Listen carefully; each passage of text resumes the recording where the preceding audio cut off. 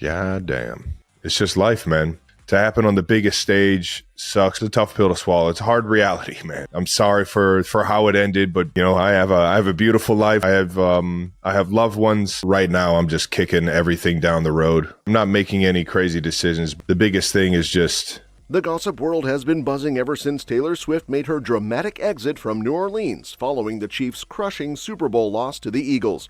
Fans were already on edge, wondering what her attendance at the Super Bowl would mean for her relationship with Travis. And the moment Taylor boarded her private jet the day after the game, leaving New Orleans without her NFL beau, the internet absolutely erupted. The scene was like something straight out of a movie. Taylor hiding behind an umbrella while slipping onto her jet like some kind of elusive glamorous figure. And of course, the world latched onto the tiniest detail, the ruby red loafers she was wearing. Now, we all know Swifties are a whole breed of detective. They have an almost spooky ability to pick up on the tiniest clues, and they've been known to decode every outfit Taylor wears, searching for hidden meanings. It didn't take long for them to jump all over those loafers, starting a wave of wild theories about what they could possibly mean. Some fans, always the literary ones, immediately began stating that the shoes were a subtle reference to the Wizard of Oz. They pointed out how Taylor has a long history of weaving Easter eggs and subtle references into her music and fashion. The theory was that the ruby red loafers were a callback to Dorothy's iconic red slippers in the movie, signaling that Taylor was going on her own journey, just like Dorothy in Oz. But as you might expect, things took a turn when a TikTok user dropped a theory that had fans gasping for air. What if the shoes were actually signaling the end of Taylor's relationship with Travis? It was a huge leap, but people started to buy into it. According to this theory, just as Dorothy leaves Oz, maybe Taylor was signaling that she was leaving behind her relationship with Travis and heading back to her life in New York or LA.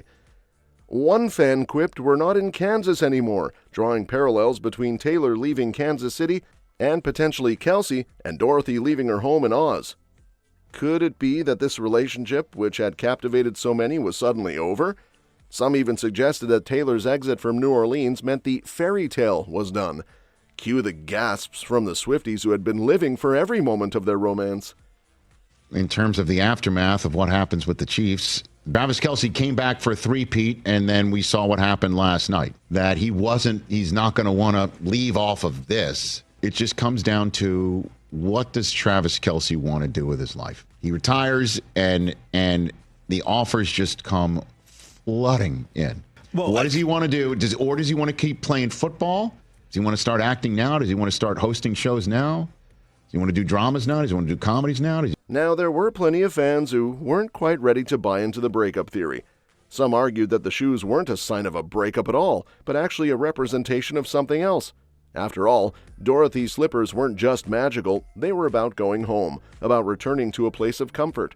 Maybe Taylor's red loafers were a symbolic homecoming, not a metaphor for a breakup.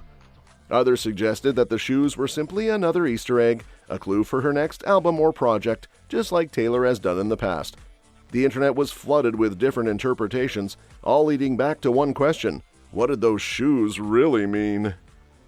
But here's where things got even more interesting. The Super Bowl had been a disaster for the Chiefs, and Taylor, despite the fact that she had been cheering on Travis in the stands, had faced some serious public backlash. As the game went on, she was shown on the Jumbotron, and the crowd, well, didn't exactly react kindly. In fact, she was booed, a moment that added even more fuel to the fire. People started to wonder, was Taylor's exit from New Orleans really just about escaping the chaos, or was there something deeper at play?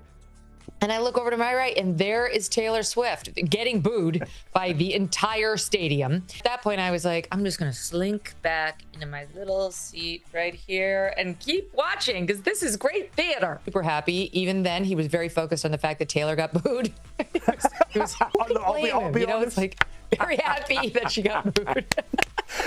And she looked befuddled at the fact that people were booing her, as if like, do they not know it's me? It is I, Taylor Swift. Why on earth would you boo me? It's like, we can't forget the details of that infamous game.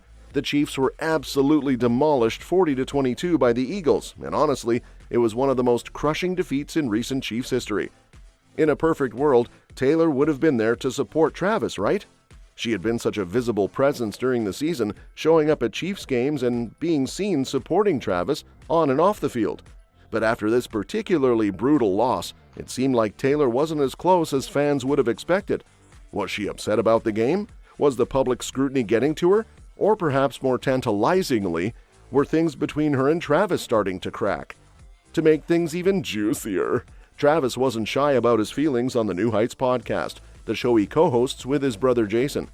After the loss, he spent some time with his boys, trying to shake off the disappointment, but what was curious was who wasn't by his side: Taylor. You would think that after such a tough loss, she would be there for him, right? Yet she was nowhere to be seen. It made fans wonder, was there something going on between them behind the scenes that we didn't know about? Was the relationship facing some bumps, or was it just a case of Taylor needing some space after all the drama? But it didn't stop there. After a while, Travis FaceTimed chain smokers who had just performed at his post-game event, but their exchange was pretty telling. "We just played your effing party," one of them joked, and you could hear the wild energy of the moment. But what stuck out the most? Taylor wasn't in sight, and fans quickly caught on. Played your party. Jesus Christ. On Monday, the drama escalated. Taylor was spotted at the airport in New Orleans, shielding herself with an umbrella as she made a quick exit. She was seen boarding her private jet, and fans quickly jumped to conclusions. It was clear that she wasn't sticking around to support Travis after the game. She was leaving, and fans couldn't help but wonder, was this the beginning of the end for the couple? Was she distancing herself from him? It was like a scene straight out of a soap opera, and the gossip mill went into overdrive. But here's where the plot thickens. Travis, despite all the drama, finally opened up on his podcast. During an emotional episode of New Heights, he broke down the Super Bowl loss. Travis, usually the confident and upbeat guy we know, was surprisingly vulnerable. He admitted to feeling down and disappointed. "I'm sorry for how it ended," he said, his voice heavy with emotion. He went on to reflect on the loss, admitting he made some mistakes on the field and expressing regret that he wasn't able to motivate his team better. You could hear his weight of it all in his voice, and it was clear that this loss had shaken him deeply. But here's the twist. Even though Travis was upset, he also expressed immense gratitude for the love and support from his teammates, his coaches, and his family.